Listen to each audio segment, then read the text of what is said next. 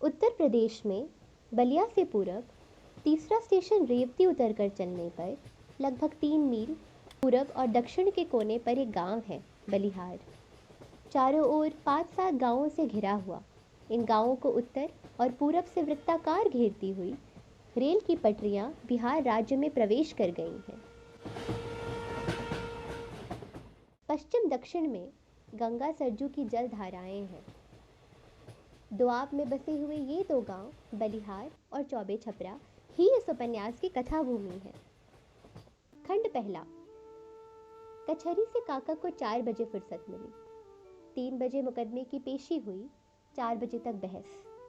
बाहर निकलते ही वकील से विदा मांगी और गाड़ी पकड़ने स्टेशन की ओर लपके। स्टेशन पहुंचते पहुंचते पसीने से नहा गए। पूरब वाली 5 बजी प्लेटफॉर्म पर खड़ी थी। बैठने को जगह खोजने लगे। रोज की तरह सांझ को घर लौटने वाले मुकदमेबाज और बिना टिकट चलने वाले स्कूली लड़कों से बलिया से पूरब जाने वाली यह गाड़ी खचाखच भर गई थी। सारी भीड़ 5 स्टेशनों तक की थी।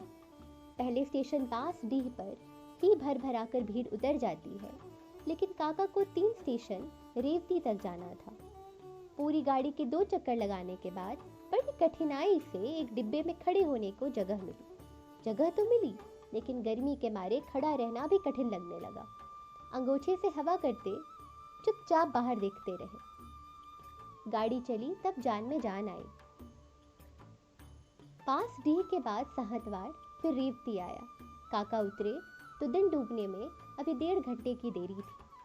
स्टेशन से बाहर निकलते ही पूरब दक्षिण के कोन पर गढ़ सा बसा हुआ गांव बलिहार दिखाई देने लगता है। धरती तो 2 ही कोस की है, लेकिन चलाती बहुत है। स्टेशन से चौबे छपरा के बीच का चौड़ा सपाट ताल जल्दी कटता ही नहीं। आजकल तो रामपुर के सामने भरी हुई नदी सोना पार करनी पड़ती है।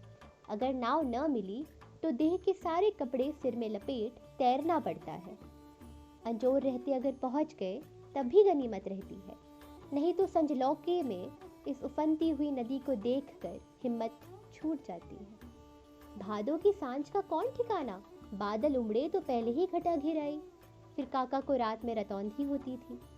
प्लेटफॉर्म पर उतरकर एड़ी के बल उचक उचक कर काका ने उतरे हुए लोगों को ध्यान से देखा, लेकिन जब गांव का कोई न दिखा तो बाहर निकलने के लिए बाहर फुर्ती से फाटक की ओर बढ़े। स्टेशन की सीमा के बाहर ढलान के नीचे महाजन की दुकान के पास पहुंचे तो उसने टोका, इधर कहाँ तिवारी जी? काका चलते चलते बोले, गांव जा रहा हूँ महाजन, रुकना नहीं होगा, आज अकेले हूँ, इसी से तेजी है। राह तो बंद हो गई है। काका चलते चलते रुक गए। क्या कहा? कितने दिनों पर बलिया से लौटे हैं?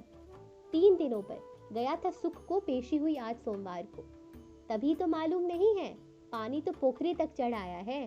देखते नहीं सारे लोग पटरी के किनारे किनारे पुल की ओर छारा पकड़ने को बढ़ रहे हैं। छारा चलने लग गया खूब, चारों ओर जवार में पानी भर आया। अब भी छारा नहीं निकलेगा। अब तो स्टेशन आना जाना और भी आसान हो गया। पुल से 4 पैसे सवारी, यहाँ बैठकर एकदम गांव पर उतरना। हमने भी कहा कि लोग पुल की ओर क्यों बढ़ रहे हैं। 3 दिन में सरेह डूब गई तो भगवान जाने आगे क्या हो। कहकर काका स्टेशन की ओर वापस मुड़े, जहां से पटरी के किनारे किनारे पूरब की ओर बढ़े।